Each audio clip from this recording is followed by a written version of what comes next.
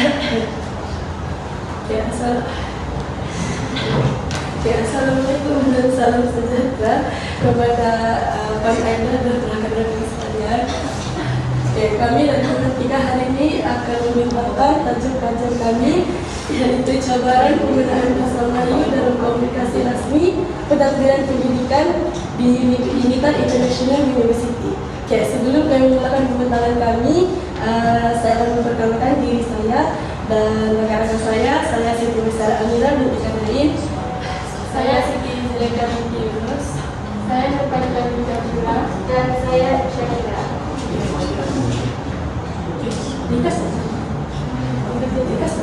Oke, pengenalannya bahasa Melayu ini yang merupakan bidang institusi negara yang diiktiraf sebagai bahasa kebangsaan dan bahasa rasmi melalui Perkara 152 Perlembagaan Persekutuan serta dikemukakan lagi dalam Akta Bahasa 1963. Oke, objektif kajian kami ada 3. Yang pertama, mengenal pasti cabaran sebenar yang dihadapi oleh staf pentadbiran dan pensyarah dalam mempraktikkan penggunaan bahasa Melayu secara rasmi. Objektif yang kedua, menganalisis isu penggunaan bahasa tersebut berdasarkan perspektif teologi sosiolinguistik dan dasar bahasa kebangsaan yang sedia ada. Yang ketiga, mengemukakan cadangan strategi yang praktikal dan konkret bagi memperkukuh kedudukan bahasa Melayu di persekitaran kampus. Baiklah, saya akan menjelaskan tentang metodologi dan institusi yang menggunakan kali ini, yaitu Unitar International University. Kenapa kami memilih institusi ini adalah Unitar merupakan institusi pendidikan tinggi swasta yang menjadikan bahasa Inggris sebagai medium utama dalam pengajaran, pentadbiran serta urusan rasmi di institusi ini. Seterusnya kami membuat seramai 2 orang, yaitu pegawai pentadbiran Unitar yaitu Konsulina serta ketua perwakilan pelajar Unitar yaitu Nicholas Johnson. Ini merupakan gambar kami semasa berbuat. Sedikit. Ini adalah video. Seterusnya ialah dapatan kajian yaitu realiti penggunaan bahasa Melayu di Unitar International University. Yang pertama kami dapati urusan halaman dan luaran, yaitu dokumen rasmi dan protokol di mana penggunaan bahasa Melayu ini berada pada tahap sangat memuaskan bagi dokumen yang terikat dengan pekeliling. Lepas itu komunikasi dalaman. Terdapat kecenderungan menggunakan bahasa rojak seperti perbincangan meja bulat dan aplikasi WhatsApp kumpulan kerja.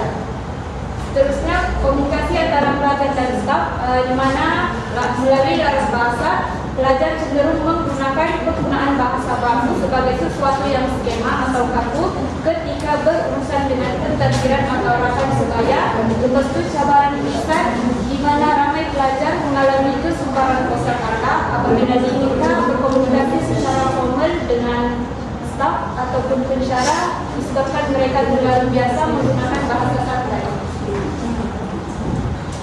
Seterusnya adalah dapatan kajian, yaitu cabaran penggunaan bahasa Melayu dalam komunikasi rasmi di Unitar.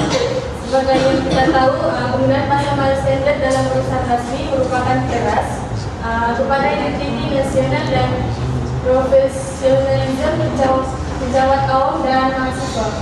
Tapi walau bagaimanapun dalam masa sekarang, kini ada terdapat jurang yang ketara dalam pematuhan protokol bahasa dalam pertujuan rasmi dengan amalan komunikasi harian di institusi. Ini terdapat 3 faktor utama yang menyumbang kepada kemerosotan kualiti bahasa ini. Yang pertama adalah dominasi istilah teknikal, kedua kelajuan dan kesingkatan bahasa, ketiga persepsi mentality.